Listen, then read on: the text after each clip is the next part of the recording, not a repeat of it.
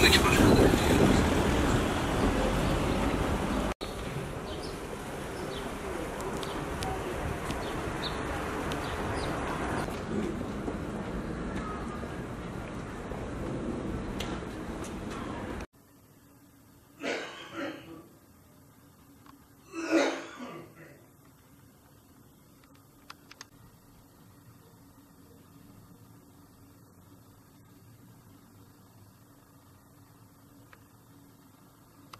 İtikaf Allah Resulü Aleyhisselatü Vesselam'ın bize emanet ettiği çok önemli bir sünnettir.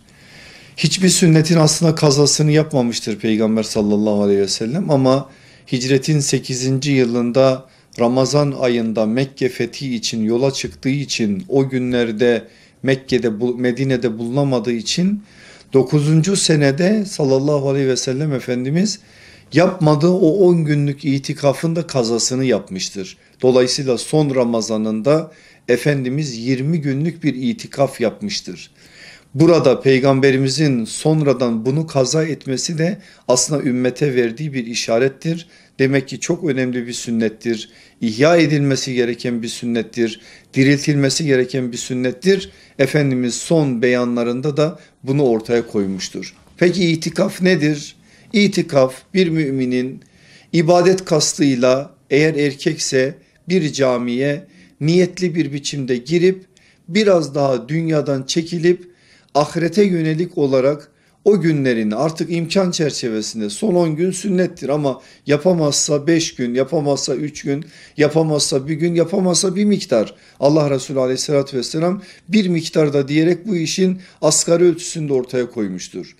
Niyetle girip orada o Allah'ın evlerinden bir evde o anlarını duayla, ibadetle, tesbihle, zikirle, evratla, eskarla geçirmesinin adıdır aslında itikaf. Hanım kardeşlerimiz bunları evlerinde yapabilirler yine Peygamberimizin beyanıyla. Evlerinin bir odasını o gün için itikaf odası olarak belirlerler ve yine niyetle o evlerindeki o odada belirlenen yerde bu itikaflarını yaparlar. Biraz daha zamanlarını özellikle Ramazan'ın son 10 gününün o bereketli zamanlarını o bereketli bir biçimde geçirmeye dikkat ederler. Ne yazık ki üzülerek söyleyelim ki bu topraklarda bu sünnet şu anda ölmüş vaziyettedir. Eskiye nazaran biraz kıpırdama var elhamdülillah. Özellikle gençlerimiz yapıyorlar aslında ellerinden geldiğince. Diyanet de şu anda merkezi yerlerde birkaç camide itikaf yapılabilecek fiziki şartları da hazırlıyor. Ama buna rağmen bu sünnetin daha fazla ihya edilmesi lazım. Allah Resulü Aleyhisselatü Vesselam da ahir zamanda ölmüş bir sünneti diriltmeyi bazen bir şehit sevabına bazen 10 şehit sevabına denk gelen bir şey olarak görmüştür. Hatta bir hadiste 100 şehit sevabını da sallallahu aleyhi ve sellem beyan etmiştir. O halde burada bize bir sorumluluk düşüyor.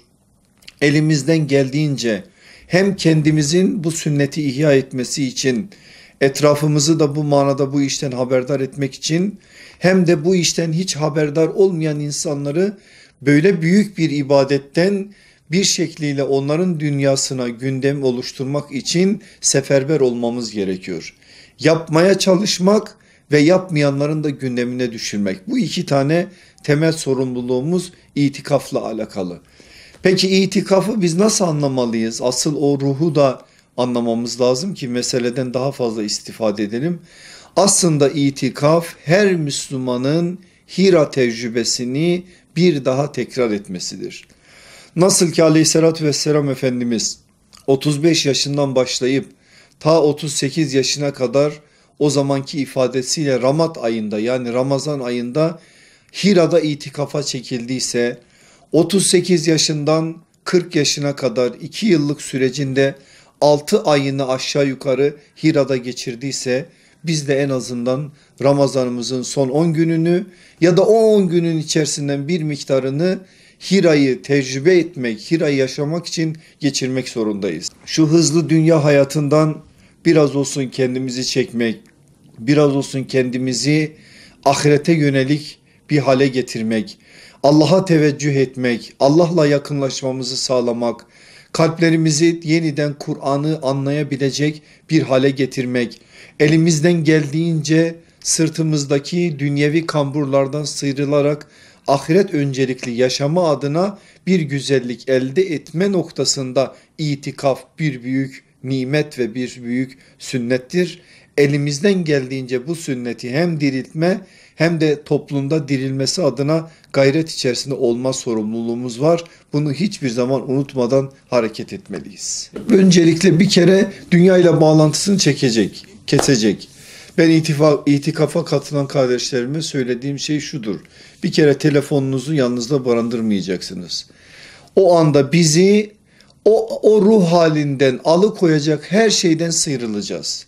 Girdik bir camiye, itikafa niyetlendik.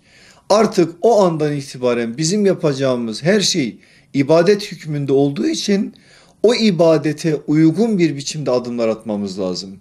Kur'an okuyacağız. İslami anlamda kendimizi bilinçlendirecek bazı dersler yapacağız. Namazlarımızı uzun uzun kılacağız. Özellikle teravih namazlarımızı itikafta olduğumuz için daha uzunca eda edeceğiz. Elimizden geldiğince teheccüdlerimizi, gece namazlarımızı arttıracağız ve onların da vaktini uzatacağız. Sabahın eskarını, zikirlerini yapmayı unutmayacağız. Akşamın zikirlerini yapmayı unutmayacağız. Bunlar peygamberimizin sürekli yaptığı şeyler. Biz de orada yapacağız ki hayatımıza o güzel sünnetler bir şekliyle intikal etmiş olsun. Etrafımızdaki arkadaşlarla ilgileneceğiz. Onların dertleriyle ilgileneceğiz. Ama onlarla da dünyevi anlamda sohbetlere girişmeyeceğiz. Kendimizi o maneviyattan alıkoyabilecek her türlü şeyi kendimizin dışında tutarak bu işi devam ettireceğiz.